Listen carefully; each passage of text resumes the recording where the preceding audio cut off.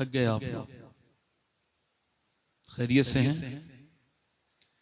देखिए, जब कोई पूछे खैरियत से हैं तो इतनी जोर से अल्हम्दुलिल्लाह कहें कि वासिफ अली वासिफ फरमाते हैं, अगर परेशानी के वक्त में अगर आपने ठीक से शुक्र अदा कर दिया तो आधी परेशानी उसी दिन दूर हो जाती है जिस दिन ठीक से शुक्र अदा हो जाता है।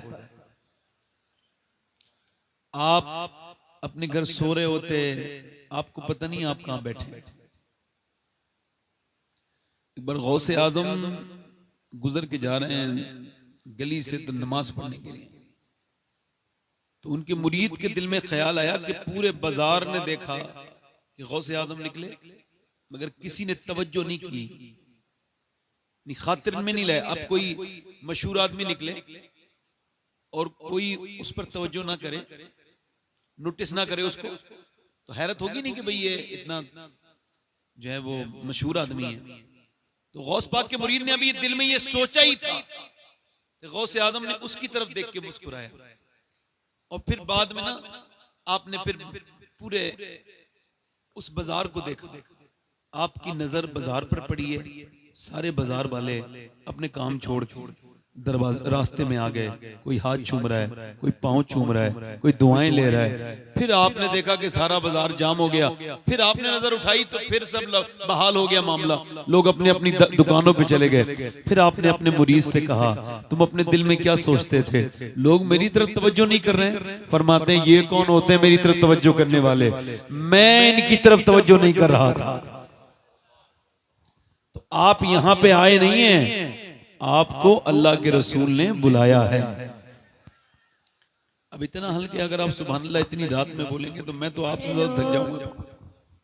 आप ना बोलो, आगे जरा थोड़ा सा आगे बैठ जाए, माशाअल्लाह, आ जाइए आगे थोड़ा सा। वो जो पीछे की कुर्सियों बैठे हैं वो आगे आ जाए थोड़ा सा, मेहरबानी करें। आप ज्यादा लोग गए नहीं हैं, वो जो और किसी के कहने से उस पर कोई फर्क नहीं पड़ता, वो तो पाक था, पाक है और पाक करने वाला है। जब कोई कहता है सुभान अल्लाह तो फिर वो फरिश्तों से पूछता है कि ये क्या कह रहा है। वो अर्ज करते हैं, मालिक वो तुझको पाक कह रहा है। तो इरशाद फरमाता, गवाह हो जाओ मैं तो पाक हूं, मगर मुझे जिसने दिल से पाक कहा है मैंने उसे गुनाहों से पाक कर दिया है। गुनाहों से पाक कर दिया। अभी हमारे फहीम अख्तर साहब ने पढ़ा, बड़ा अच्छा माशाअल्लाह। आसिफ भाई ने बेहतरीन नसीहत भी की और माशाअल्लाह खिताब भी किया। ये आसिफ भाई ऐसे इंसान है, इससे इनसे हम सीखते हैं, बुजुर्गों में इनका शुमार है। ये सारे उलमा तशरीफ रखते हैं। मेरी जो तारीफ हुई है ये मोहब्बतन हुई है, ये पहले से कोई तयशुदा नहीं थी। मेरी अपनी औकात तो ये है कि मुझे ये भी नहीं पता कि मैं जन्नती हूं या जहन्नमी हूं। सही बताओ, ये कोई सीरियस बात कर रहा हूं। तो मुझे ये इल्म नहीं है। अभी आप में से किसी को इल्म अगर ये हो तो आप मुझे बताएं, कंफर्म है?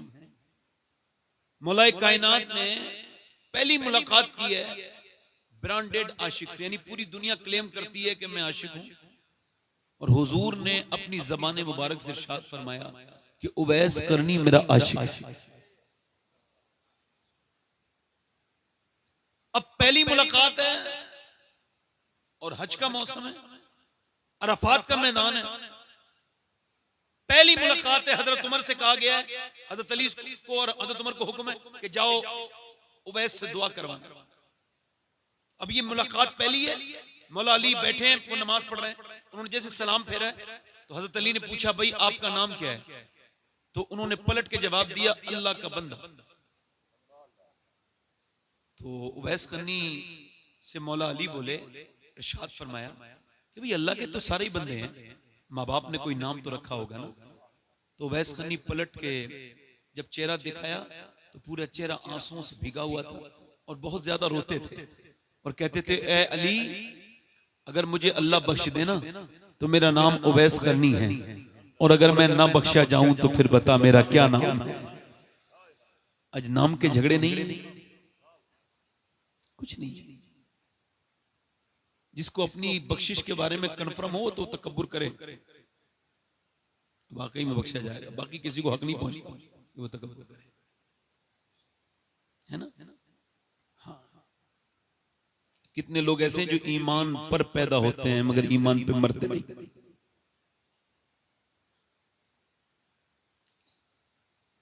मैंने गुफ्तगू इतनी ही देर करनी है जितनी आसिफ भाई ने कहा, बल्कि उससे भी कम, मगर ये फहीम साहब ने बड़े अच्छे शेर पढ़ दिए। मुझसे इन्होंने बार बार कहा कि 2-3 शेर पढ़ने के लिए, तो अगर आप कहें तो 2-3 शेर पढ़ दूं मैं भी। देखिए अगर 12 गिरा न गुजरे तो फिर आप सुभान अल्लाह नहीं कहें। इतनी रात में बैठने से सुभान अल्लाह का अजर और बढ़ जाता है। हाँ, और आप तो बोलते हुए हैं। एक दिन हुजूर निकल के जा रहे थे, एक आदमी बैल पर जुल्म कर रहा था। कुछ लोग बैल से भी बड़े बैल होते हैं, तो बैल पे जुल्म करते हैं। तो बैल पर जुल्म कर रहा था तो वो उसको मार रहा था। गलती सिर्फ इतनी थी कि बैल उसे सवारी नहीं करा रहा था। मगर हुजूर को जब जाते बैल ने देखा ना, तो चूंकि रहमत आलम है ना, और आलम में तो बैल भी आता है ना, तो जब उसने हुजूर को देखा तो अल्लाह ने उसे जबान दे दी, और वो भी इंसान वाली। उसने हुजूर को देख के कहा, पागल, मुझे सवारी के लिए पैदा किया है, अल्लाह ने सवारी के लिए पैदा नहीं किया। तू मुझ पे सवार होना चाहता है? अगर तुझे अक्ल होती तो तू इन पर ईमान ले आता। ये अल्लाह के सच्चे रसूल हैं। वो गैर मुस्लिम यहूदी बोला, अरे बैल, हैरत की बात है कि बैल इंसान की जबान बोलता है। तो बैल ने कहा, तुझे इस बात पे हैरत है कि बैल इंसान की जबान बोलता है, और मुझे इस बात पे हैरत है कि तू रहता भी मदीने में है और अभी तक आमना के लाल पर ईमान भी नहीं लेके आया है। सहाबा कराम ने अर्ज की, या रसूल अल्लाह, क्या ये बैल आपको जानता है? मेरे नबी ने फरमाया, सिर्फ ये नहीं जानता, बल्कि जंगल के सारे जानवर मुझे भी जानते हैं और मेरे अबू बकर उमर को भी जानते हैं। बोले तो सही तरह सुभान अल्लाह। देखिए मेरी तो आदत ही ऐसी महफिलों को अटेंड करना है। मुझे इतनी रात में ही टाइम मिलता है, मुझे कोई घबराहट नहीं है। मगर मैं इस वजह से सोच रहा हूं कि आपको कई बारे उलमा को सुबह को नमाज पढ़ानी है, अगर इनको पढ़ानी है तो हमने पढ़नी है। और नमाज वही है जो कुर्बानी के बाद पढ़ी जाए, अल्लाह की बारगाह में कबूल है। कुछ लोग कहते हैं ना, पूरी रात जागेंगे तो नमाज कैसे पढ़ेगी, कैसे पढ़ेंगे? मैं कहता हूं ये कोई बात नहीं, समझे नहीं, ये कोई बात नहीं। पढ़ने वाले के लिए कौन सी बात है ना? तो 2-3 शेर पढ़ दो, पढ़ देता हूं 2-3 शेर। जीलानी भाई बैठे हैं और हमारे लोग हैं। ये कलाम मैंने मदीने में बैठ के कहा था, और ये 2-3 शेर पढ़ूंगा, मगर ये कलाम सैयदा खातून जन्नत की शान में। और मैं क्लेम और दावा नहीं करता हूं, मगर सैयदा की शान में जब कोई शेर कहता है तो ये इमाम हसन पे चला जाता है, या इमाम हुसैन पे चला जाता है, या मौला अली तक जाता है। मगर ये उनकी तौफीक है कि मैंने 13 मिनट में ये कलाम कहा था, तो पूरा तो मैं पढ़ूंगा तो बहुत टाइम हो जाएगा, कुछ अशआर पढ़ता हूं। मगर ये इसमें थोड़ी शर्त है कि आप भी मेरे साथ पढ़ लें। हालांकि ये हिंदुस्तान के कई शोरा ने मशहूर ने इसको पढ़ा है, मगर मैं भी पढ़ देता हूँ 2-3 शेर। तो जरा दिल लगा के बोलें एक बार, या रसूल अल्लाह। मैं जब इस बात को रिपीट करूंगा तो आप भी करेंगे इंशाल्लाह। आपसे भैया आप भी पढ़ेंगे इंशाल्लाह। सैयदा सैयदा सैयदा सैयदा सैयदा सैयदा सैयदा सैयदा सैयदा सैयदा सैयदा सैयदा।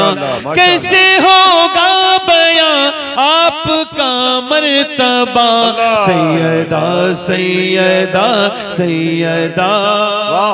पढ़े, सैयदा सैयदा सैयदा सैयदा सैयदा सैयदा।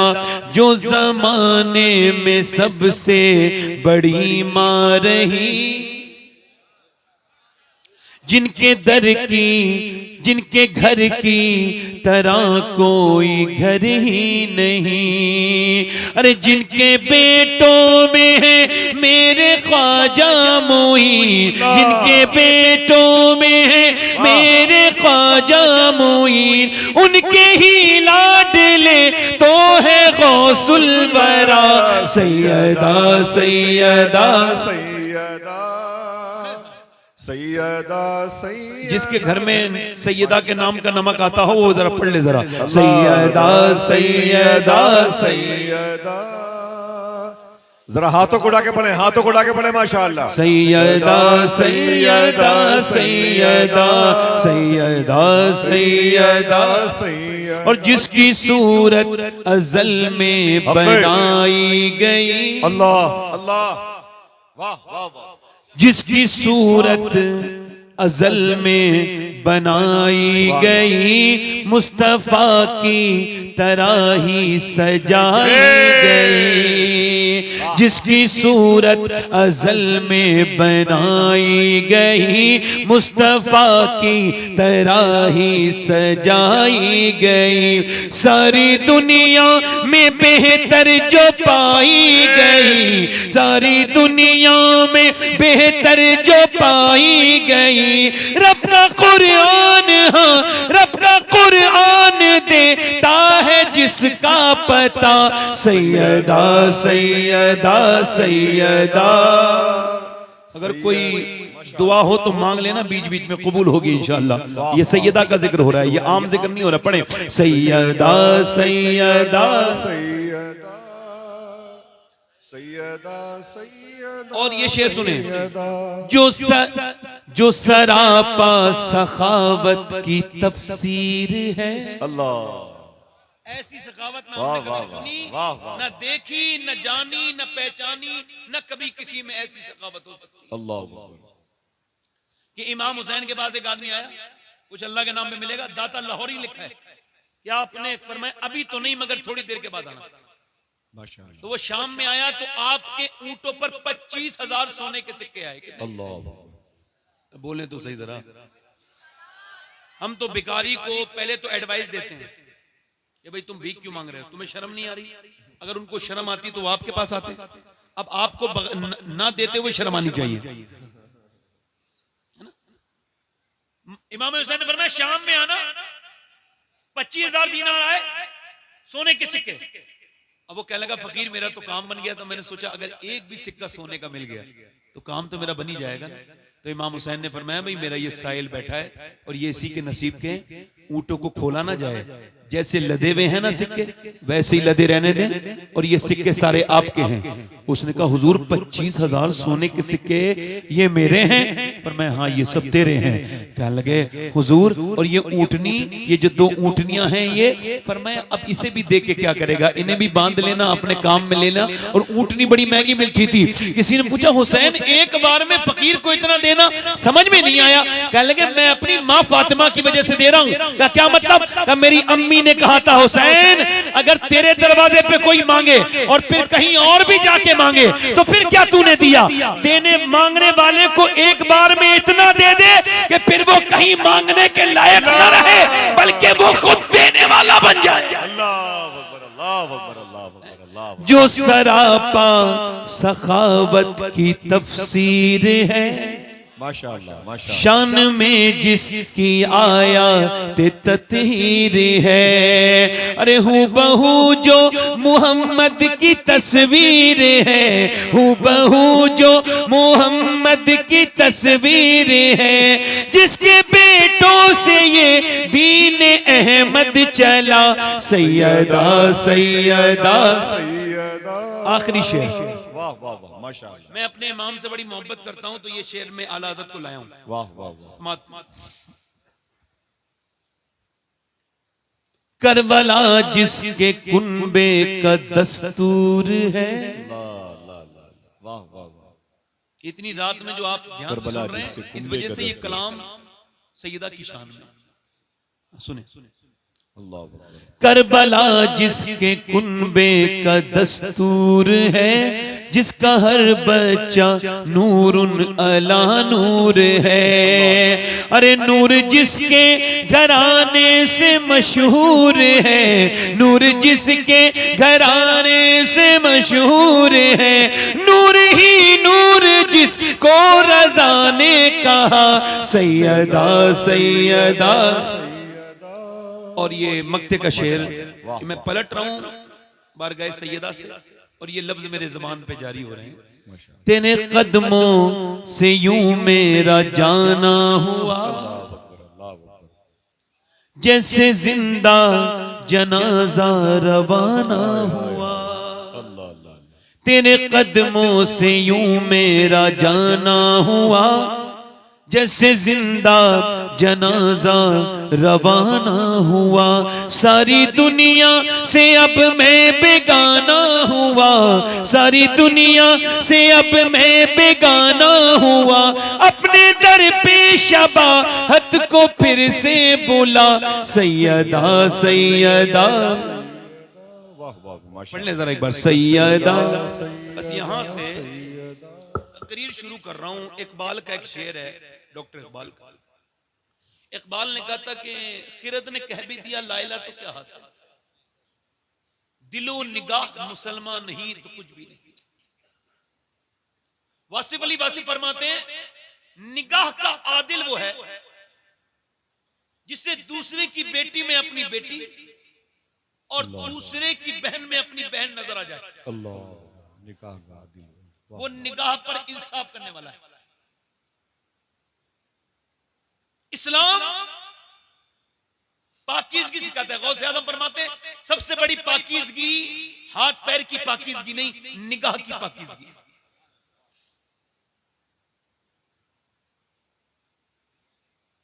एक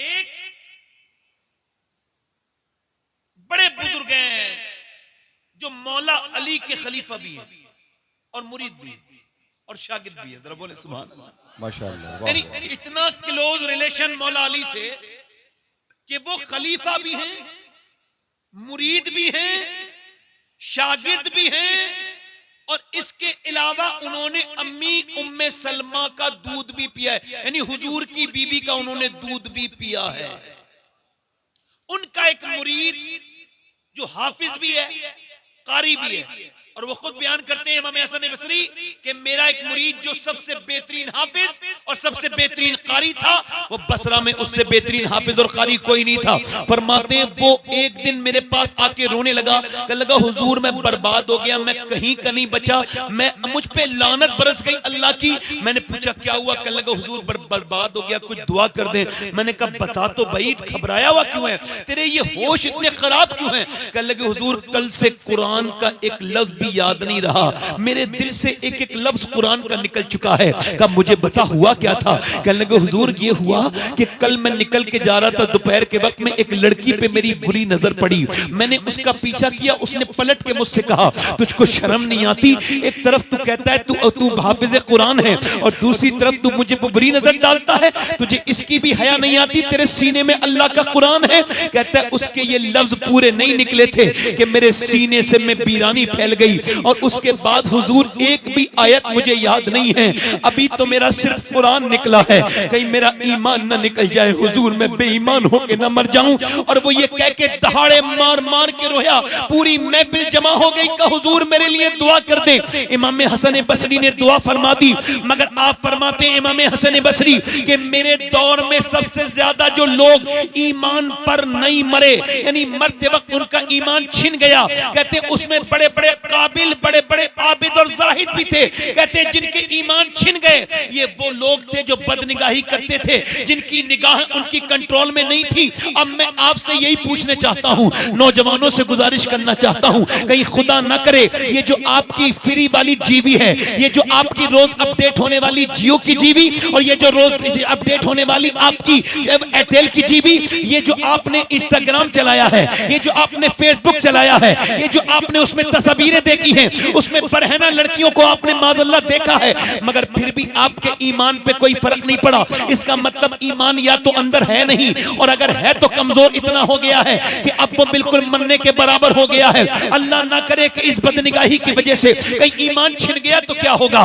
बताओ, मैं यही पूछने चाहता हूँ। मुसलमानों की हालत तो देखो, इन लड़कों की, नौजवानों की तन्हाइयां बर्बाद हैं। कितने बैठे हैं यहाँ पर, इनके कोई ऐसा इल्ला माशाअल्लाह मोबाइल होगा जिनके मोबाइलों में गंदी तस्वीर तस्वीरें न हो। यहूदियों ने कहा था, ऐ सलाहुद्दीन अय्यूबी, हम तुमसे जंग की आप जंग जो लड़ेंगे वो तलवार वाली नहीं लड़ेंगे, या फिर किरदार वाली जंग लड़ेंगे। हम तुम्हारे बच्चों को यहूदी बना देंगे, हम तुम्हारे बच्चों को नसरानी बना देंगे, तुम्हारी औरतों के दिलों से हम खातून जन्नत की मोहब्बत निकाल लेंगे, तुम्हारे हम औरतों की दिलों की तुम्हारी औरतों के दिलों से हम खदीजतुल कुबरा की मोहब्बत निकाल देंगे। और ये हुआ भी है कि अब नौजवान बर्बादी की तरफ चला जा रहा है। इसकी तन्हाई में कुछ नहीं बचा। ये तन्हाई का चोर है, ये ऐसा चोर है, ये गंदी तस्वीर भी देखता है और मियां अपने दोस्तों तक को शेयर करता है, यहां तक कि स्टेटस तक पर लगाता है, स्टेटस पे लगाता है। अभी कुछ दिनों पहले एक फिल्म रिलीज हुई। जब फिल्म रिलीज हुई तो एक अजीब वाकया पेश आया कि फिल्म रिलीज होने के 2 दिन के बाद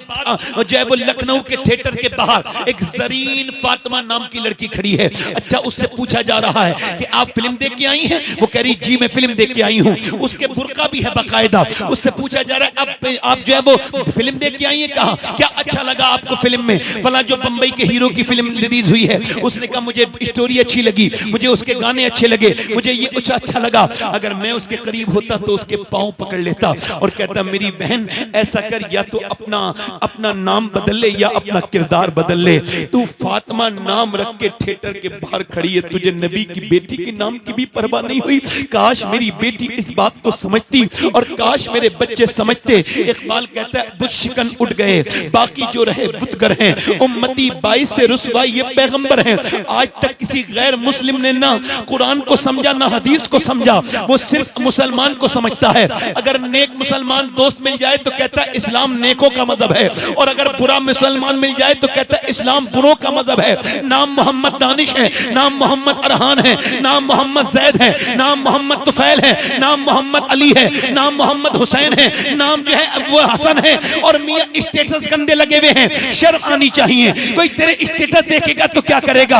अपनी बेटी के स्टेटस, अपनी बहन के स्टेटस कि मेरी बेटी नाच रही है। शर्म नहीं आती लोगों को? कैसे जाहिल हो गए हैं। अरे हमसे अच्छे तो पहले जमाने के भिखारी थे कि जमा मस्जिद में बैठ के एक शख्स भीख मांग रहा था, वो मुसलमान था, अंग्रेज उधर से गुजरा, उसने भीख मांगी, अंग्रेज ने कुछ दे दिया, मगर अंग्रेज का हालत इसी हालत में धोखे से पर्स गिर गया।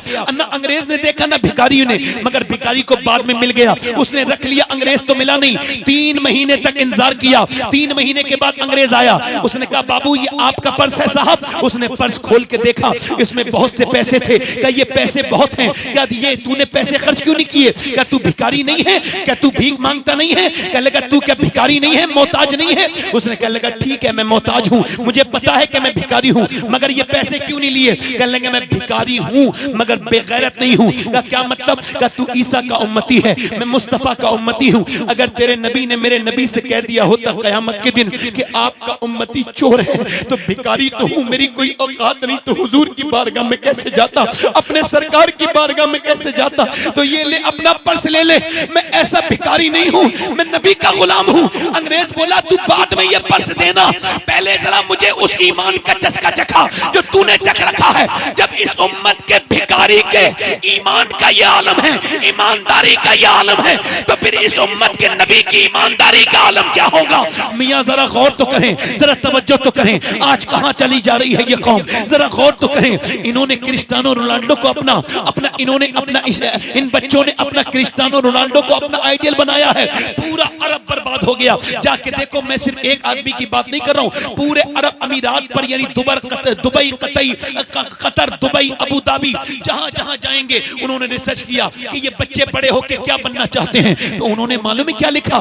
10 से 15 साल के बच्चे बड़े होके कहते थे कि हम क्रिस्टियानो रोनाल्डो बनना चाहते हैं, मेसी की तरह बनना चाहते हैं। और वो जिन अरबियों को तुम बहुत अच्छा समझते हैं आप लोग, उन्होंने क्रिस्टियानो रोनाल्डो को हायर किया और उससे कहा हमारे बच्चों को आप फुटबॉलर बनाएं, फुटबॉल सिखाएं। क्या उनके पास कोई नमूने अमल नहीं था जिसे अपनी जिंदगी में लेके आते? कहते अपने बच्चों से इन्हें पढ़ो, अपने निसाब में, अपनी किताबों में पढ़वाते था। अरे ये जो नौजवान आज स्टोरी लगाता है बंबई के हीरो की तरह, इसको पता है कि किस हीरो से मुतासिर है। तेरी कौम में तो एक ऐसा हीरा था कि किसी दुनिया की कौम को ऐसा हीरा नहीं मिला। चाहे किसी से पूछ ले, वो 10 साल रहा था मदीने में, 10 साल, और 10 साल में उसके कपड़ों पे 17 पैमत थे। पैमत तो 17 लगे थे, मगर उसने एक करवट ली तो कैसर को बर्बाद कर दिया, दूसरी करवट ली तो किसरा को बर्बाद बर्बाद कर दिया। और सुनो, उसने 10 साल के अंदर 1060 शहर फतह किए, यानी एक दिन में वो 3 दिन में एक शहर को फतह करता था। उसने 10 साल के अंदर 4000 मसाजिद तामीर करवाई, यानी एक दिन में वो 3 मस्जिदें तामीर कराता था। आलम उसका यह था कि मदीने से बाहर नहीं निकला, मगर उसने गैर मुस्लिमों को, उसने बड़े बड़े बादशाहों को तख्त को मदीने में बैठे बैठे हिला दिया। उसी के बारे में जब बात चली थी तो 2009 में बराक हुसैन ओबामा ने अमेरिका के व्हाइट हाउस में खड़े होकर के कहा था कि अगर दुनिया में एक साल, सिर्फ एक साल उमर की उम्र और हो जाती तो पूरी दुनिया में सिवाय इस्लाम के कुछ नहीं हो।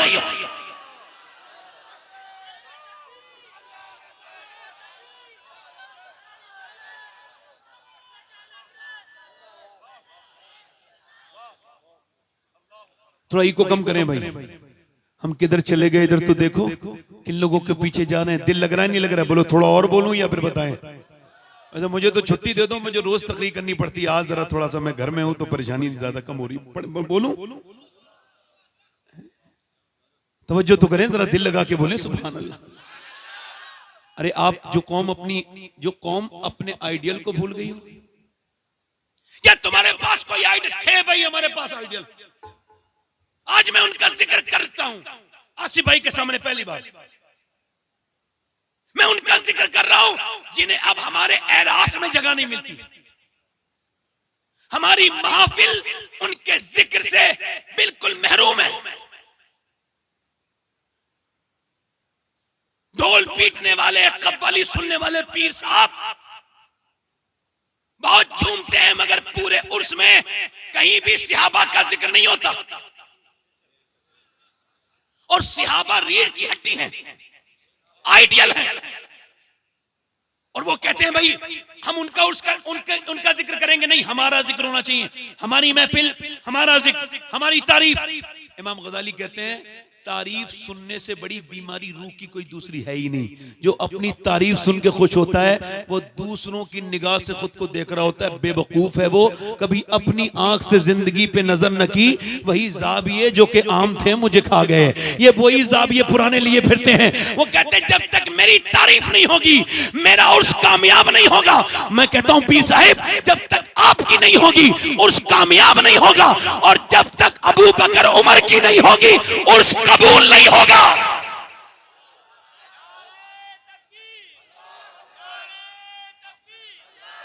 और हम जब हमारा जज़ाकल्लाह खैर, मेरा अपना प्लान है कि जब हम अपने उसको बकायदा तौर से, मैं जब जनरेटर शरीफ में शुरू करूंगा तो इंशाअल्लाह उस पर टॉपिक हुआ करेंगे सहाबा इकराम की शान में, ताकि हमारी नस्लों में भी कोई सहाबा को गुस्ताख पैदा ना हो। क्योंकि अल्लाह ने अपने हबीब को यार भी चुन चुन के दिए और रिश्तेदार भी चुन चुन के दिए। न नबी के यारों का जवाब है न रिश्तेदारों का जवाब। थोड़ी सी फोर्स से करनी पड़ेगी, रात ज्यादा हो गई है, जोर से करनी पड़ेगी तकरीर। जोर से बोले सुभान अल्लाह, दिल लगा के बोले। मैं कुछ ऐसे शहरों में भी जाता हूं जहां बिल्कुल आराम से बोलता हूं, मगर चूंकि आप लोगों की ज़ौक़ ऐसी है, वो ये कहते हैं कि हिंदुस्तान में जब तक वो जोर से आदमी बात नहीं करता वो मुकर्रिर मानने के लिए तैयार नहीं। हमारी अपनी तारीख, मगर ये तारीख मैं बयान कर रहा हूं और इसी तारीख में मेरी तकरीर खत्म भी हो जाएगी। मैं उस तारीख को लाना चाहता हूं कि इधर ये 313 लोग हैं बेसरो सामान, कुछ नहीं इनके पास, घर तक नहीं है। ये आए हैं, इन्हें दूसरे घर दे दिए गए, कपड़े इनके फटे हुए हैं, पेट इनके पीठ से लगे हुए हैं, और एक तरफ से चले हैं 1000 लोग ओवर कॉन्फिडेंस में। अबू जहल कहता है रस्सी में बांधूंगा नबी को। मक्के की औरतों ने जेवर उतार के दिए हैं, ले अबू जहल ले जा, आमना के लाल के दीन को खत्म कर दे, ले हमारा माल ले जा और आमना के लाल के दीन को खत्म कर। मक्के की औरतें माल दे रही थी उतार के, मदीने की औरतें अर्ज करती या रसूल अल्लाह माल तो नहीं है मगर 18 साल का लाल मौजूद है, इसे ले जाइए और दीन बचा लीजिए। 18 साल का। आज तक की तारीख में बड़े बड़े अकाबिर उलमा ने लिखा है कि किसी औरत ने मदीने की ये नहीं कहा मेरे बेटे वापस आना। वो यही कहती थी, बेटे जब तू पैदा हुआ था तभी मैंने कहा था, ऐ अल्लाह जिंदगी दे दे तेरे नबी के नाम पे कुर्बान। बोलो जरा यार, बोलो, जिंदगी दे दे तेरे नबी के नाम पे कुर्बान कर दूंगी। बस एक ही बात कहते थे वो, उलमा ने लिखा है, बस वो एक बात कहती थी औरतें, सारी औरतें कहती थी, बस एक बात का ख्याल रखना, हम तुम्हारा इंतजाम नहीं करेंगे, तुम जवान हो के हमें फुसेला सेरा सजाना है, शादी करनी, कुछ नहीं, बस एक बात का ख्याल रखना, जब जब बर्छी चले, जब भाले चले और जब तलवारें चले, तो याद रखना जितने भी जख्म आए सीने पे आने चाहिए, पीठ पर जख्म नहीं आए, ताकि लोग देखे तो समझ जाए कि मदीने की औरतें बुज़दिल पैदा नहीं करती, शेर दिल पैदा करती हैं।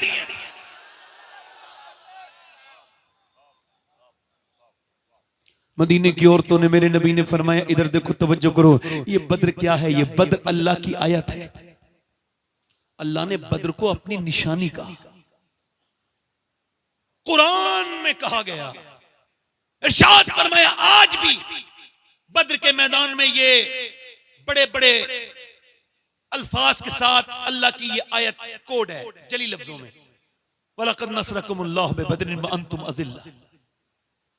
बद्र का मैदान ये है कि नबी ने फरमाया, ए मेरे सहाबा, मैंने मक्का छोड़ा, मदीने आ गया, अब मदीने में मेरे ऊपर हमला होने वाला है, 1000 लोग चले हैं, बोलो क्या राय है तुम्हारी? 313 आए हैं, और उनका हाल ही है कि उन्होंने खजूर को चूस के रोजा रखा है, और शाम को खजूर को चूस के ही उन्होंने इफ्तार करनी है। वो ऐसे आशिक आके खड़े हो गए, अर्ज करते हैं, या रसूलल्लाह, हम चलने के लिए तैयार हैं। कमजोर कमजोर सहाबा, कपड़े फटे हुए, किसी के कपड़े पर बबूल के कांटों के बटन लगे हुए हैं, और ऐसे खड़ा है सामने। मेरे नबी ने फरमाया, कैसे चलोगे? सोच लिया तुमने? जी सोच लिया हुजूर। पर मैं देख लो, तुम्हारे पास 2 घोड़े हैं, उनके पास 100 घोड़े हैं, तुम्हारे पास 7 तलवारें हैं, उनके पास 1000 तलवारें हैं, चलोगे? तो सहाबा आगे बढ़ के कहते, या रसूल अल्लाह, कोई मूसा की उम्मत थोड़ी है जो भाग जाएगी, उम्मत मुस्तफा की है, जान दे देंगे या रसूल अल्लाह।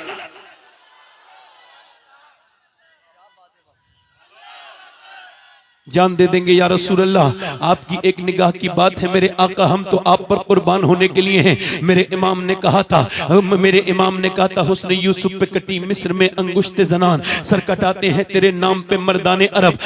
मेरे इमाम आला हजरत फाजिल बरेलवी फरमाते हैं कि वो हुस्न यूसुफ था जिस पे कुछ उंगलियां कट गई और फिर किस्सा खत्म हो गया। ये सनत तजाद का शेर है, जरा गौर तो कीजिए। कहते हैं कुछ उंगलियां कट गई, वो भी गिनती की उंगलियां थी, कट के खत्म हो गई। वो हुस्न यूसुफ था जिस पे औरतों की उंगलियां कटी, मगर इधर देखो, उधर औरतें हैं, इधर मर्द हैं, उधर उंगलियां हैं, इधर सर है, इधर मियां कट रही हैं, इधर कटा रहे हैं। कट जाना और है और कटाना और है, और उधर कट के खत्म हो गई, अब कटेंगी नहीं। इधर सिलसिला बरकरार है, हुसैन से लेके गाजी मुमताज हुसैन कादरी तक सर कटाते हैं तेरे नाम पे मर्दाने।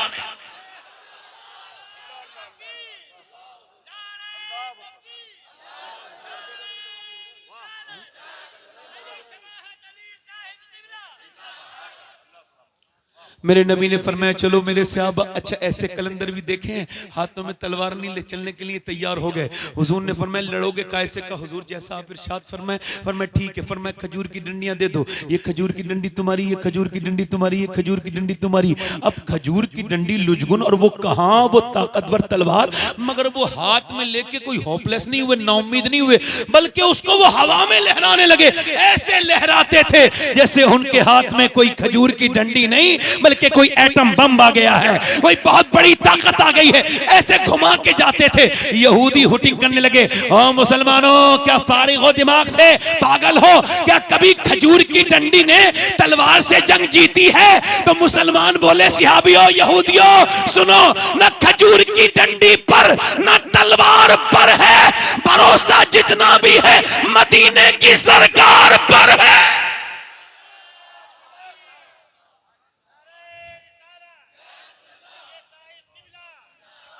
चल दिए हैं दीवाने मियाँ, पेटों बिल्कुल पेटों में खाना नहीं है, मगर बद्र के मैदान में पहुंच गए। एक तरफ ये दीवाने हुजूर के खड़े हैं। अब 313 ये जब खड़े हुए, अब वो फौज, उसने पूरी रात तो शराब पी है, पूरी रात उसने डांस देखा है, उसने औरतें उसके पास हैं, उसने काट काट के ऊंट और बकरे भून भून के खाए, और ये बेचारे खजूर की गुठलियां चूस के इन्होंने रोजे रखे हैं, और वही गुठलियां अभी जेब में पड़ी हैं, उनको चूस के फिर रोजा खत्म कर देना है। मगर ऐसे खड़े हैं, कपड़े फटे हुए हैं। अल्लाह अकबर, जरा गौर तो करें, तारीख कहती है कि ये कैसे दीवाने थे। ऐसे दीवाने किसी के कभी नहीं देखे गए।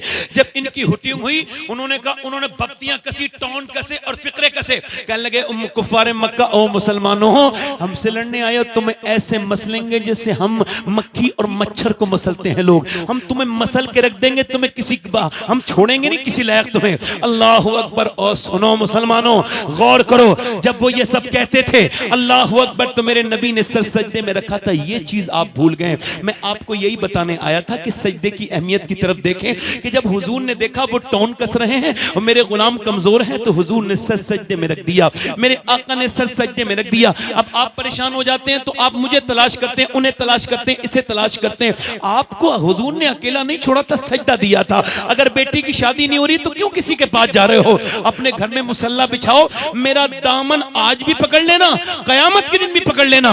बल्कि मुझे तुम बीच चौराहे पे खड़े होकर झूठा कह देना।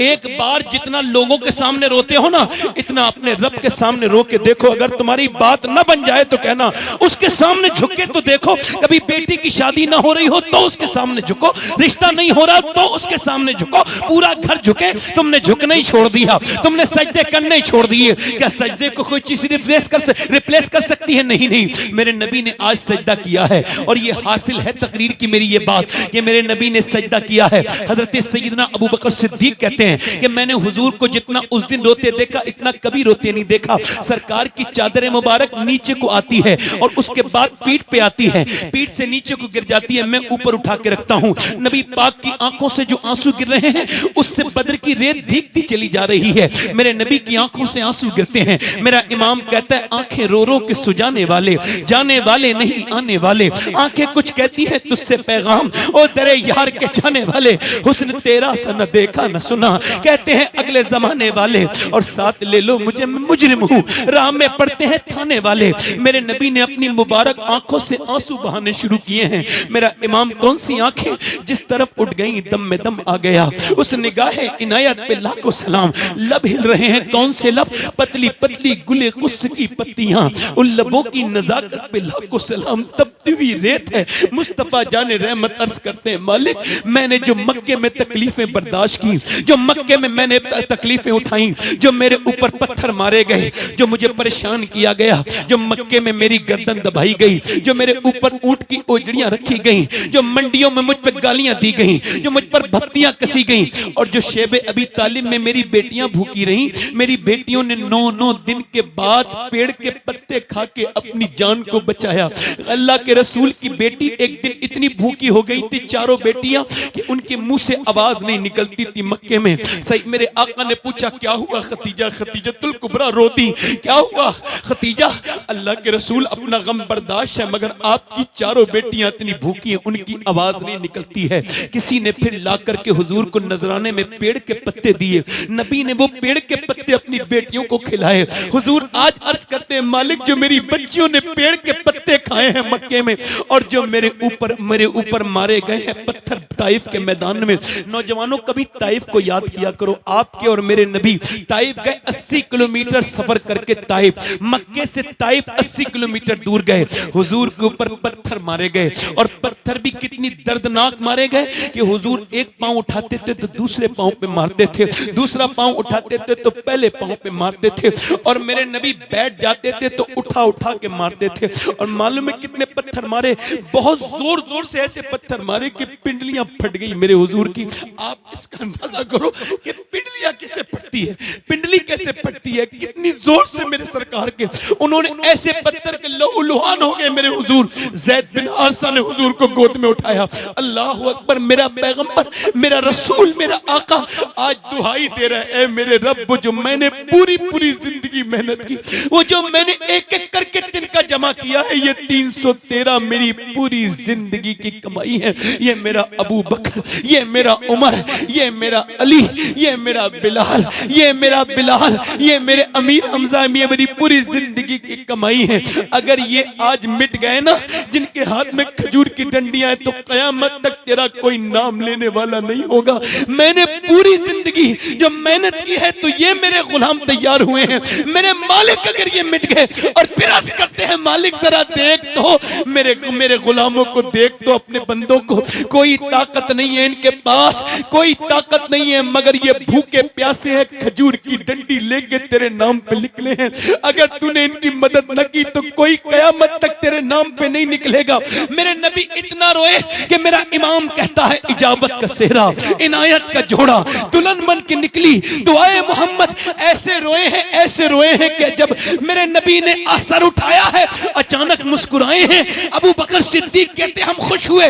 नबी ने फरमाया अचानक हवा चली। मौला अली कहते मैंने हुजूर ये कैसी हवा है? कहा सुनो अली, अल्लाह ने 500 फरिश्ते लेके जिब्राइल को जमीन पे भेज दिया है, 500 फरिश्ते लेके। फिर फरमाया अचानक हवा चली। मैंने अर्ज की हुजूर ये कैसी हवा है? सरकार ने फरमाया ओज ओज सुनो अली, अल्लाह ने मेरा दूसरा वजीर मीकाईल भी भेज दिया है, और वो भी 500 फरिश्तों को लेके उतरा है। पर मैं मुसलमानों चलो, अब चलो अल्लाह के नाम पर। तो एक तरफ तो मियां अपनी शमशीर पर नाज था, एक तरफ नारे तकबीर पर नाज था, एक तरफ अपनी ताकत पर गुरूर था, एक तरफ मुस्तफा की मोहब्बत पर गुरूर था।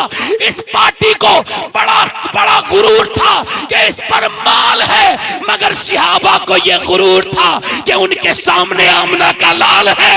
मियां चले हैं। अब मियां जब तलवारें चली हैं और खजूर की डंडी से टकराई हैं, तो जैसे पत्थर को तलवार काट नहीं सकती, वैसे ही वो खजूर की डंडी बचा के बाहर ऐसा काटती थी। ये कभी सर काटती है, कभी हाथ काटती है, कभी पांव काटती है। खजूर की डंडी ने कभी इंसान को काटा नहीं था, मगर जब अल्लाह कटवाए और जब रसूल दुआ मांगे तो फिर कुछ भी हो सकता है। ऐसा काटा कि कटते गए और भागते गए। ऐसी भगदड़ मची कि अपनी लाशें छोड़ के भाग रहे थे। मगर मजे की बात यह है कि बिलाल हबशी ने उमैया को देख लिया। उमैया दौड़ता जाता था। उमैया कौन? जो बिलाल के सीने पे पत्थर रखता था। उमैया कौन? जिसने बिलाल को अंगारों पे लिटाला था। उमैया कौन? जो बिलाल के मुंह पे मुक्के इतने मारता था कि 10-10 दिन तक सूजा हुआ मुंह रहता था। बिलाल ने जब उमैया को देखा तो जलाल में आ गए, और आने के बाद जाकर के वो दौड़ा भागा। आपने उसके मुंह पे घूसा मारा, वो जमीन पे गिरा। गिरने के बाद बिलाल को देखने लगा। बिलाल ने कहा मैं देखता क्या है, ये कोई बिलाल का घूसा थोड़ी है, ये तो इस्लाम का घूसा कुफ्र के मुंह पे लगा है।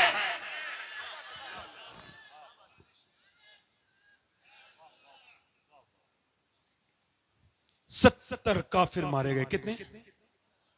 और 35 मारे 312 सहाबा ने, और 35 अकेले हजरत अली ने मारे। कभी हम में तुम में भी चाह थी, कभी हम में तुम में भी राह थी, कभी हम भी तुम भी थे आशना, तुम्हें याद हो के ना याद हो। कभी तुम सजदे करते थे तो अल्लाह की रहमतें आती थी। आज नौजवानों तुमने सजदे करना छोड़ दिए। देखो, मैं या कोई भी रहबर आपकी मंजिल नहीं हो सकता, वो रास्ता बन सकता है। मेरी बहनें भी सुन लें और आप भी। ये मैं आप मुझसे अकीदत रखते हैं, ज्यादातर अकीदतमंद लोग। मैं आपको फिर बता रहा हूं, हो सकता है आप मुझसे कोई उम्मीद रखते हैं और मैं कल मर जाऊं, फिर आप अपने आप को अकेला महसूस करेंगे। मगर अपने पास सजदों की ताकत रखो। वस्जुदू वक्तरिब, सजदा करो और अल्लाह के उससे अपनी लो लगाओ। जब एक बहन, एक बेटी, एक माँ, एक पूरा घर सजदा करेगा तो क्या अल्लाह की रहमतें नहीं आएंगी? बोलो तो जरा, आएंगी कि नहीं आएंगी? आएंगी। माफ करना, ताबीज बरकत के वो लोग देते हैं जिनके घर में खुद बरकत नहीं होती। मैं किसी की मजाक नहीं बनाता, मैं मजाक के लिए बात नहीं कर रहा। मैंने अपने जो लोग हैं उनसे मैंने हमेशा कहा है कि देखो, अल्लाह से राब्ते मजबूत रखो, शुक्र की जिंदगी गुजारो, उसके सामने रोया करो, उससे मोहब्बत करो।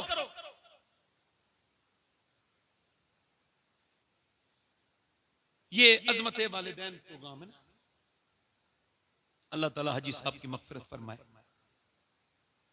मैं उमर की बात कर रहा था ना, जरा बोलें जरा सुभान अल्लाह। हुजूर फरमाते जब नेकों का जिक्र हो तो मेरे उमर का जिक्र जरूर कर लिया करो। फरमाते हैं मेरे उमर का जिक्र किया करो। फरमाती अम्मी आयशा, उमर का जिक्र जहां होता है ना वह इंसाफ का जिक्र होता है, और जहां इंसाफ का जिक्र होता है वहां परवरदिगार का जिक्र होता है। आखिरी बात कर रहा हूं, उमर कोई आम आदमी नहीं था, ठीक है, अभी तक पैदा नहीं हुआ उमर की तरह, और पैदा होगा भी। आखिरी बातें कर रहा हूं, समझ। दिल लग रहा आप लोगों को? नहीं लग रहा? देखो मेरा तो अब लग गया, अगर आप कहोगे तो मैं एक आध घंटा और भी बोल सकता हूं, मगर मैं सिर्फ 10-15 मिनट में तकरीर खत्म कर रहा हूं, क्योंकि हमने कहा था कि 1 बजे हम सलाम पढ़ लेंगे, और मैं बड़ा पाबंद इंसान हूं, हम बात अब नहीं कर रहे हैं। आज बड़े अजीज लोग मुझे मुयस्सर हैं। उमर फारूक आजम, मतलब एक तो होता है वो आदमी जिसको बड़ा चाव होता है कि मुझे ट्रीटमेंट मिले, है ना। एक जगह मैं तकरीर कर रहा था तो पीर साहब आ रहे थे, तो वो नारे वारे लगवाते हुए आ रहे थे, 10-5 लोग अपने साथ लेके भी इधर उधर। तो मैं चूंकि तकरीर कर रहा हूं तो मैं डिस्टर्ब हो जाऊंगा ना, तो मैंने कहा भाई देखो ये नारे ना लगाओ, हजरत आएंगे हम इस्तकबाल कर लेंगे। तो वो मुझसे ऐसे नाराज हुए कि आज तक नाराज है।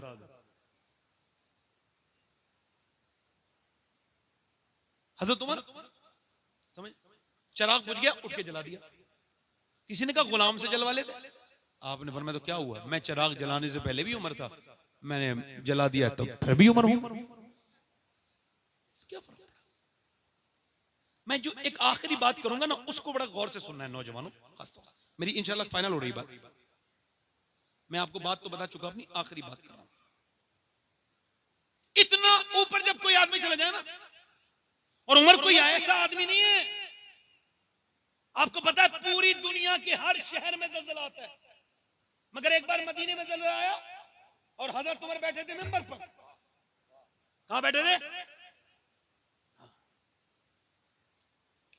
आपने जब जमीन हिलती देखी तो रोने लगे, कहने लगे शायद मैं जमीन पे इंसाफ नहीं कर रहा हूं, जो ये जमीन हिल रही है। इतना कहना था, जमीन साकिन हो गई, ठहर गई, और 1400 बरस हो गए, दुनिया में सब जगह भूकंप आया, मगर आज तक मदीने में ज़लज़ला नहीं आया है।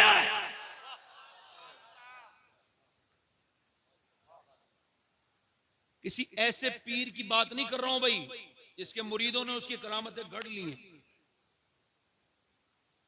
मैं उसकी बात कर रहा हूं जिसका सरापा। अरे यार, और जितने सहाबा हैं ना वो हुजूर के मुरीद हैं, और उमर को हुजूर ने मांगा है, ये उमर हुजूर की मुराद है, मांगा है जैसे हुजूर ने मांगा है, अल्लाह उमर दे दे हैं। अरे आप मांगो अपने एतबार से मांगते हो, हुजूर मांगते हैं तो अपने एतबार से मांगते। शेखुल इस्लाम ख्वाजा कमरुद्दीन सियालवी फरमाते थे हुजूर ने उमर नहीं मांगा था, बल्कि इस्लाम की उमर मांग ली थी। तवज्जो है कि नहीं? अब तवज्जो करो, आखिरी बात करो। मैं कह रहा हूं तो हम्बल हो जाना इतना आसान कोई आम आदमी नहीं है। अच्छा देखें, आप कोई जरा सा भी किसी को हो जाए, मैं किसी का नाम नहीं लेता, कोई जरा सा दौलत बढ़ जाए, थोड़ा सा वो आ जाए, ये सब तो है ना, तो बड़ा लोगों को मसला हो जाता है कि भाई मैं इधर नहीं जाऊंगा और ये 4 लोग इधर आने चाहिए। ऐसे लोगों की जिंदगी बड़ी मुश्किल है। अब कोई जूते पहनाने वाला हो तो भाईजान जाएंगे, अब है ही नहीं तो बैठे रहेंगे। हजरत उमर फारूक आजम सुबह उठते फजर में, क्या दुनिया में ऐसे माओ ने बेटे जने थे? नहीं नहीं, ऐसे माओ ने बेटे फिर कभी नहीं जने।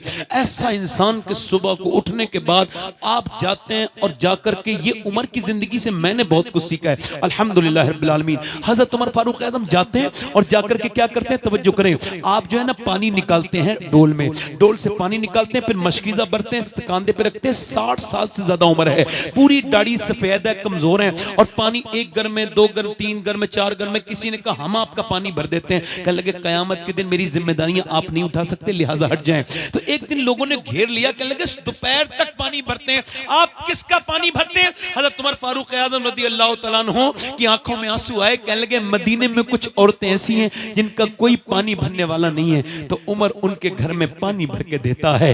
यानी आधी दुनिया का बादशाह जिसने आधी दुनिया को फतह किया है, और उसके बाद औरतों के सौदे भी ला के देते हैं कि भाई औरतों के जिनका कोई सौदा लाने वाला नहीं है, और उसके बाद मस्जिद में जाके झाड़ू लगाते हैं। बाबा फरीदुद्दीन गज्जे शकर से किसी ने कहा साहब मेरा दिल बड़ा गंदा हो गया है। कैसे पता?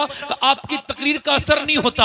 अब जैसे मेरी तकरीर का असर नहीं होगा ना, तो लोग ये कहेंगे मौलाना तकरीर ठीक नहीं कर पा रहे थे। पहले के लोग अपने आप को देखते थे, आज के लोग हम लोगों को देखना शुरू कर देते हैं माजरत के साथ। अब जरा तवज्जो करें, हजरत सैयदना बाबा फरीद से कहा मेरा दिल गंदा हो गया, और मैं तो फिर ऐसा कर मस्जिद की झाड़ू लगाया कर। तो हुजूर मस्जिद की झाड़ू से मेरे दिल का क्या ताल्लुक है? का ताल्लुक है तू अल्लाह का घर साफ कर, अल्लाह तेरा दिल साफ कर देगा, तेरा दिल साफ कर देगा। अल्लाहु अकबर। मौलाए कायनात मौला अली पूछा गया दिल के साफ होने की अलामत, दिल के साफ होने की अलामत बताइए या अली। आपने फरमाया सुनो, जब तुम गरीब से मिलो तब भी और अमीर से मिलो तब भी फीलिंग एक जैसी रहे तो तुम्हारा दिल बेहतरीन है, साफ है, पाक है। और गरीब से मिलते वक्त तुम्हारा लहजा बेकार हो जाता है, सख्त हो जाता है, और गरीब को देख के तुम्हें गुस्सा आता है तो सुनो, और अमीर को देख के तुम्हें गुस्सा नहीं आता तो आप ब्लड प्रेशर का नहीं मुनाफिकत का इलाज कराइए। ये ब्लड प्रेशर की बीमारी नहीं है, ये मुनाफिकत की बीमारी है। उमर फारूक आजम है, तवज्जो करें मेरी तरफ, इस गौर कीजिए इस बात को। हजरत उमर फारूक आजम है, उसके बाद ये सब काम करते हैं। एक दिन गुजर के जा रहे हैं, अजमत वालिदैन है, तो ये आखिरी बात सुन लीजिए। निकल के जा रहे हैं, एक औरत रो रही है। अच्छा वो औरत भी बेचारी ऐसी है ना, उसका कोई भी नहीं, उसका बच्चा भी कोई नहीं, चोर भी कोई नहीं। आपने फरमाया आप क्यों रो रही हैं? अंदर से आवाज दी आप कौन होते हैं? हमारी ड्यूटी है। आपकी ड्यूटी किसने लगाई है? कहा अल्लाह के रसूल ने लगाई। दरवाजा खोल के बोली मैं उमर को रो रही हूं। कहा उमर ने क्या बिगाड़ दिया तेरा? लेकिन 3 दिन से भूखी बैठी हूं। उमर आधी दुनिया का बादशाह है, अब बस मरने का इंतजार है, पक्का फलू क्या पता कब टूट के गिर जाऊं। तो जब मैं मर जाऊंगी तो कब्र में जाऊंगी तो बस हुजूर से शिकायत करनी है उमर की कि उमर आधी दुनिया का बादशाह था, और वो उमर जो किसी से न डरा, उस औरत के सामने बच्चों की तरह रोने लगे, कांप गए। उमर को खबर थोड़ी तू भूखी है। कहने लगी वो खबर नहीं रख सकता तो फिर हुकूमत क्यों करता है? उससे कहो ये छोड़ दे, मैं भी आता हूं। गए अंदर, कुछ लेकर के आए और फिर रोटी बनाई, आग को जारी किया। फिर उस औरत ने कहा तू आदमी नेक लगता है, जरा पानी भी गर्म कर दे। पानी गर्म करने गए तो दाढ़ी में धुआं निकलने लगा। कहने लगी जरा झाड़ू भी लगा दे, मुझसे झाड़ू लगती नहीं, तो झाड़ू भी लगाने लगे। सब काम करके सामने आके बैठ के बोले ऐसा कर उमर को अब माफ कर दे। कहा क्यों? का बस माफ कर दे। उमर इस लायक नहीं था जो अल्लाह ने उसे दे दी। ऊंट चराता था, ऊंट। कहने लगे ऊंट चराता था उमर, एक मुट्ठी ऊंट, एक मुट्ठी जौ, एक मुट्ठी किशमिश पर पूरे दिन ऊंट चराता था। कहने लगे माफ कर दे। मतलब उसके पास वोट नहीं है जो माफी मांग रहे हैं उससे। हम कब माफी मांगते हैं? जब मर जाते हैं माँ बाप। इस हिंदुस्तान और इस बर्रे सगीर की कमी यह है कि यहां मरने के बाद अहमियत का अंदाजा होता है। सबको नहीं कर, जीते जी कभी बाप से बाप कह के देखो। बाप तो ऐसी बहार है, कभी मां के कदमों को चूम से कहो अम्मा माफ कर दे। कभी मां के पांव को दबा के देखा करो। मर्सिडीज चलाने में मजा नहीं जो मां के कदमों को दबाने में मजा। किसी जगह सैर करने में वो मजा नहीं जो कभी मां लेटी हो तो उसके कदमों में बैठ जाने में मजा। एक हमारे बड़े करीबी दोस्त हैं, वो बुजुर्ग हैं, थोड़े दोस्ती है मेरी उनसे। उनकी मां मर गई तो रोते थे। बच्चों ने फोन किया आप समझा दीजिए, आपको बड़ा मानते हैं। मैंने कहा भाईजान क्यों रोते हैं? लगे मैं सैयद साहब अब बड़ा हो गया। पहले घर में आता था तो एक आवाज आती थी ए इधर आओ, बेटा आ गए, अब बस अब्बू कहने वाले हैं, अब दादा कहने वाले हैं, अगर वो बेटा कहने वाली चली गई, दुनिया में सब चीज मिल जाएगी। एक सियाबी हुजूर की बारगाह में आता है, कहने लगा हुजूर मेरा बाप मेरी कमाई में से मेरे बगैर मर्जी के खर्च करता है, वो कौन होता है? आप इसका फैसला कीजिए। फरमाया ठीक है, इसके बाप को बुलाओ। सियाबी गए, कहने लगे हुजूर तुझे बुला रहे हैं। कहने लगे क्या हुआ? तेरे बेटे ने शिकायत की है कि तू उसके पैसे बगैर उसकी मर्जी के खर्च कर देता है। तो उसने अपने दिल में शेर कहने शुरू कर दिए। नहीं, जब कोई दर्द होता है ना तो अरबी लोग शेर कहते थे, उसने शेर कहने शुरू कर दिए अरबी में, पट पट पट पट शेर कहता चला जा रहा है। और याद रखें दर्द में ही शायरी होती है, जिनके सीनों में दर्द नहीं होता वो अच्छे शायर नहीं हो सकते। हाँ, आशिकी चाहिए शायरी के लिए। उसने दर्द अपना कहना शुरू कर दिया। अच्छा, वो किसी से शेयर नहीं कर रहा है, अंदर अंदर शेर कह रहा है, रख रहा है, अंदर अंदर शेर कह रहा है, रख रहा है। पूरा एक 8-9 मिसरे कहे अरबी में, और वो हुजूर की बारगाह में पहुंचा। कमाल की बात यह है कि उससे पहले जिब्रील आ गए, कहा हुजूर इस बाप की बेटे की बात बाद में सुनी जाएगी।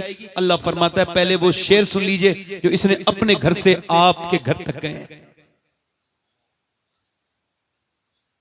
हुजूर ने फरमाया क्या आपने कोई शेर कहे हैं? तो बूढ़ा बोला ये तो मेरा अल्लाह के अलावा कोई नहीं जानता। फरमाया अल्लाह ने मुझे बताया है।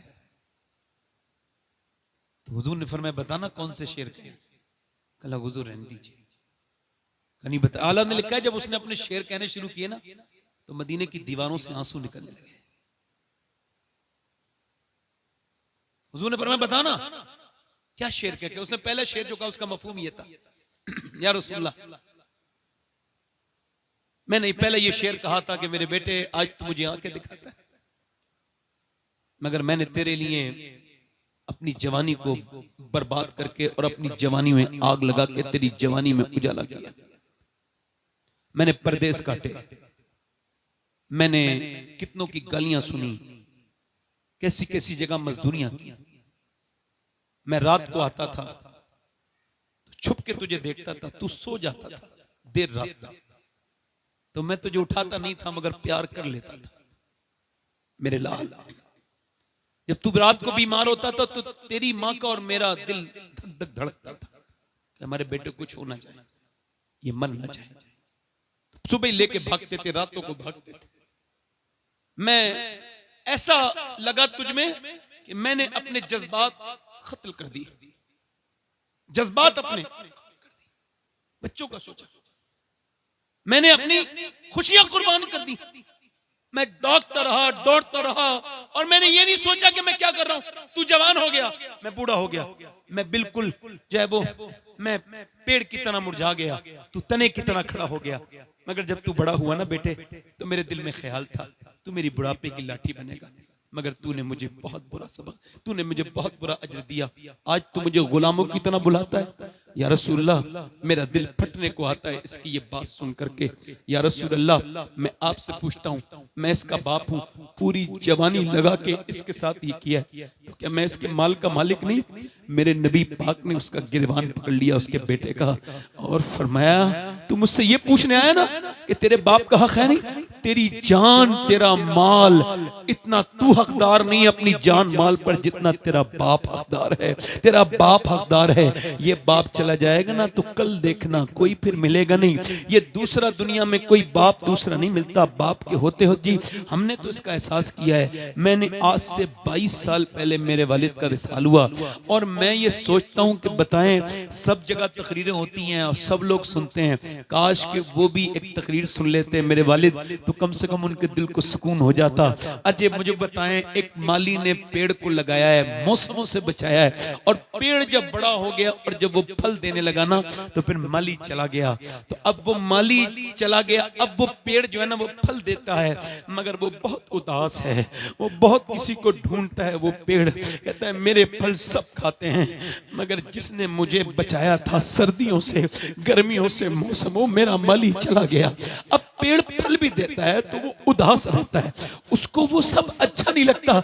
वो कहता है भाई वो भी तो एक बार फल खा लेता, जिसने ये इसकी नींव रखी थी। बाप बाप होता है, एक बार चला जाए तो दूसरी मर्तबा दूसरा कोई नहीं मिलेगा। ये माँ बाप अल्लाह की नेमतों में से बड़ी नेमत है, इनकी कदर करें। और उमर की आखिरी बात बयान करके अपनी तकरीर को फुल्ली स्टॉप कर रहा हूं कि उमर के कपड़ों में 17 पैमत थे और लोगों ने शिकायत कर दी और अम्मी आयशा के पास जाकर के, ए अम्मी आयशा आप उमर से कह दें, लोग उसका मजाक उड़ाते हैं, आधी दुनिया का बादशाह है और उसके कपड़ों पे 17 पैमत लगे हुए। अम्मा आयशा ने बुलाया, ओए उमर आप ये बताएं, अगर अल्लाह पैसे दे तो कपड़े पहनने को बुरा बात तो नहीं? कहा नहीं। कहा तो फिर एक जोड़ी कपड़े बना ले, गैर मुस्लिम आते हैं, यहूदी नसरानी तेरे कपड़ों की मजाक उड़ाते हैं, लोगों को अच्छा नहीं लगता।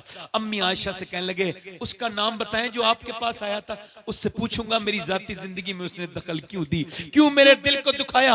और आप ना कहें मेरी माँ, आप जो कहेंगी उमर वो पहन लेगा, मगर ये कपड़े ना उतरवाएं। कहा क्यों? कहा ना ना ये कपड़े ना उतरवाएं। कहा क्यों ना उतरवाऊं? कहा बस ये कपड़े पैमत वाले पहने रहने दे, ये कपड़े जब पहनता हूं तो मुझे अपने दोस्त अबू बकर याद आते हैं, मुझे अपने सरकार याद आते हैं, मैं अपने नबी को अभी भूला नहीं। पहन लगे बता हफ्सा, उनकी बेटी थी, हुजूर की बीबी थी, उनसे कहने लगे अपनी बेटी से बता हफ्सा तू बता, कभी नबी गर्म बिस्तर पे सोए हैं? कहा नहीं। कभी नबी 2 सालन खाए हैं? का नहीं। का उमर ने भी कभी नहीं खाए, कभी उमर भी नहीं सोया, मुझे हुजूर आज भी याद है। कहते हैं उमर मैंने हुजूर को गुठलियां चूस के पानी पीते हुए देखा है। अम्मा आयशा फरमाती जब बहुत ज्यादा भूख बढ़ती थी ना तो पेट से पत्थर जब आता था बनने के लिए, हुजूर जब पेट पे पत्थर बांधते थे ना, तो जरा इस संजीदा बात को सुन लेना, जब पत्थर बांधते थे ना तो ऐसे हाथ उठा लेते थे और कहते थे अल्लाह मेरी